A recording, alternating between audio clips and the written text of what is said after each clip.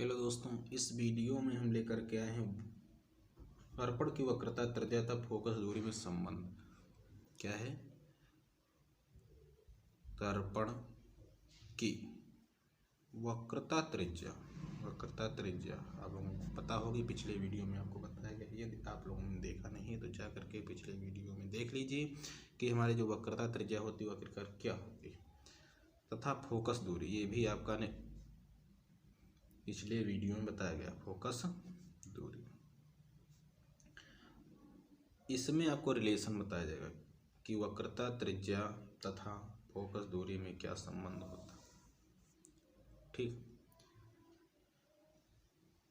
तो जैसे ये आपका कोई मिरर है, ये आपका कोई मिरर दिया गया है, ये आपका अवतल दर्पण है क्योंकि आपको जो भीतरी सतह है उससे आपका परावर्तन हो रहा तथा उभरी हुई सतह पर आपकी पॉलिश की गई दिख रहा है आपको।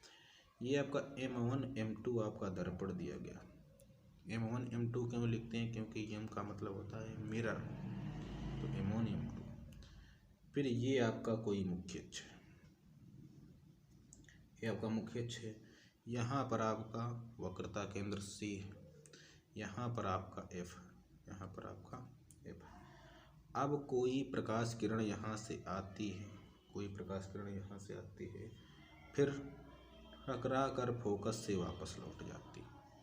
यहाँ से कोई प्रकाश किरण आई, फिर मिरर से टकरा कर आपकी क्या होती है, वापस लौट जाती है।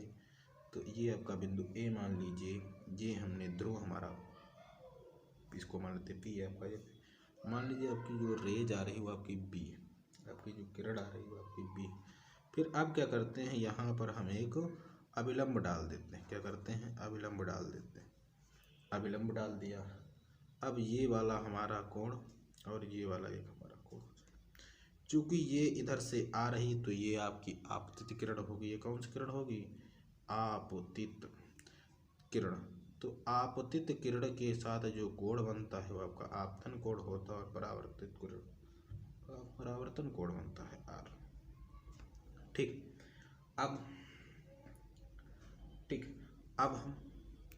हमको इसमें हमको दिखाना है कि दर्पण की वक्रता, त्रिज्या तथा फोकस दूरी में रिलेशन क्या होता है, यही तो हमको दिखाना है। तो क्या लिखेंगे कि अवतल दर्पण, अवतल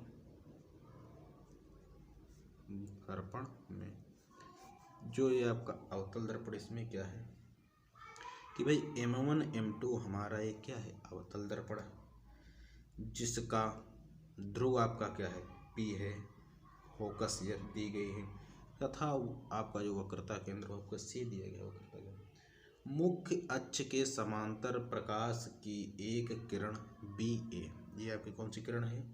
BA दर्पण के बिंदु A पर टकराती, क्या करती है? बिंदु A पर टकराती है। ठीक है, और फिर परावर्तित होकर फोकस F से निकल जाती है। यहाँ इस बिंदु A से परावर्तित होकर बिंदु F से होकर के निकल जाती है। अब हमने क्या किया, यहाँ पर हम एक मतलब कि अभिलंब डाले, लिखेंगे यदि A और C को आपस में मिला दिया जाए। हमने क्या किया, A और C को आपस में मिला दिया तो ये हमारा जो होगा, इस मिरर पे हमारा अभिलंब होगा। होगा कि नहीं होगा? ये हमारा अभिलंब ही तो होगा यहाँ से, तो ये आपका अभिलंब होगा। क्या होगा? अभिलंब होगा। ठीक है, अब ये आपका आपतन कोण होगा। BAC जो आपका होगा, ये आपका आपतन कोण होगा, और CAF ये आपका क्या होगा? परावर्तन कोण होगा। ये क्या होगा? एक परावर्तन कोण होगा। लिखेंगे अब, जब इतना आप लिख लेंगे हिंदी में तो लिखेंगे अब परावर्तन के नियम से, परावर्तन के नियम से भाई देखिए कि जो आपका कोण BAC है, कोण आप देख रहे हैं BAC, ये आपका इक्वल है कोण CAF के, क्योंकि परावर्तन के सेकंड नियम में आपको ये बताया गया है कि जो आपका आपतन कोण होता है वो परावर्तन कोण के बराबर होता है। यही तो बताया गया, यही आपका बस लिखा गया है कि आपका जो कोण आई है वो इक्वल टू है कोण आर के। ये तो बताया गया, ये आपका किसके अनुसार बताया गया है? परावर्तन के नियम से। किससे बताया गया? परावर्तन के नियम से। यही तो बताया गया। क्योंकि आपको दिख रहा है कि कोण बी ए सी आपका जो है B A C equal to होगा कोण ए सी एफ के, ए सी एफ के, ए सी एफ के। यानी जो आपका कोण ये वाला होगा इस वाले कोण के इक्वल टू होगा, क्योंकि ये आपका अभिलंब है और ये आपका एकांतर कोण होगा। कौन सा कोण होगा? एकांतर कोण, क्योंकि ये आपका अभिलंब है। फिर एक रेखा ये आपकी निकल रही है, तो ये वाला कोण इस वाले कोण के इक्वल टू होगा, मतलब ये वाला कोण इसके बराबर होगा। यही तो कह रहा है, यही तो होता है एकांतर कोण आपका। ठीक, अब इसलिए जब यहाँ तक आपकी बात हो चुकी है तो आगे आपको बताया गया कि इसलिए कि कोण सी ए एफ आपका जो होता है, कोण सी ए एफ, कौन सा कोण? सी A F, C A F, ये वाला जो आपका होगा कोण सी ए एफ इक्वल टू होगा किसके? कोण ए सी एफ के, ए सी एफ के। सी ए एफ जो आपका कोण होगा ये वाला कोण इसके बराबर होगा। यही बताया गया आपको। ठीक है, तो जब इतना होगा तो आपकी जो रेखा आपकी जो आपके ए एफ होगा भाई, जो आपका ए एफ होगा वो आपका इक्वल टू है एफ सी के। ए एफ जो आपका होगा वो एफ सी के इक्वल टू, भाई जब ये वाला कोण आपका इक्वल टू होगा तो ये वाली जो होगी एफ ए जो आपकी दूरी होगी एफ सी की क्या होगी? इक्वल टू होगी। अब यदि ये मान लिया जाए, यदि आपका ये मान लिया जाए कि दर्पण का द्वारक क्या है? छोटा। क्या है? छोटा मान लिया जाए, छोटा है, तो आपका जो ए बिंदु होगा वो पी के बहुत समीप हो। कितना होगा? बहुत समीप होगा, बहुत समीप होगा। अब यहाँ से हम ए एफ बराबर पी एफ ले सकते हैं। जब ये वाला बिंदु इसके अत्यंत निकट होगा तो हम A F equal to P F ले सकते हैं, अबाउट मतलब लगभग इसके बराबर ले सकते हैं। तो यहाँ से आप क्या देख रहे हैं कि हमारा जो पी एफ है, जो हमारी ये डिस्टेंस है पी से एफ तक, इक्वल टू एफ सी, ये आपका हाफ आ रही है किसके? पी सी के। आपकी हाफ आ रही है पी सी के। अब यदि हम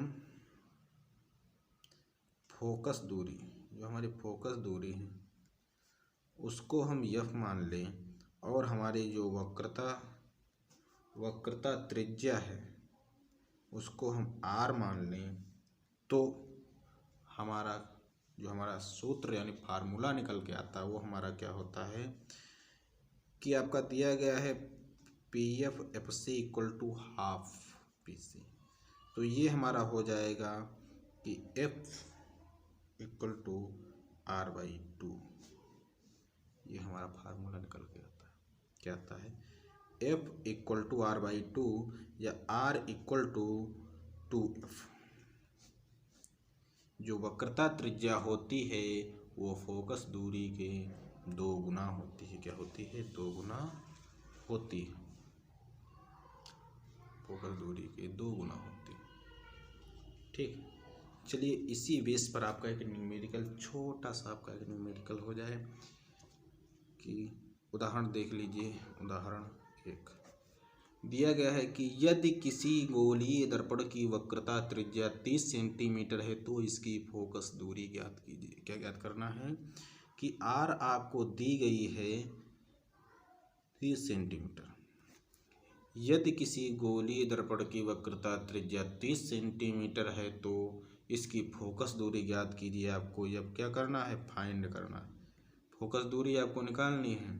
तो हमको ये पता है कि जब वक्रता त्रिज्या आपको 30 सेंटीमीटर दी गई, आपको फोकस दूरी पता करना है। तो अभी आपने सूत्र निकाला है कि F इक्वल टू R/2 होता है। क्या होता है, F इक्वल टू R/2 होता है। तो R हमारा यहाँ पे कितना दिया गया, 30 दिया गया है,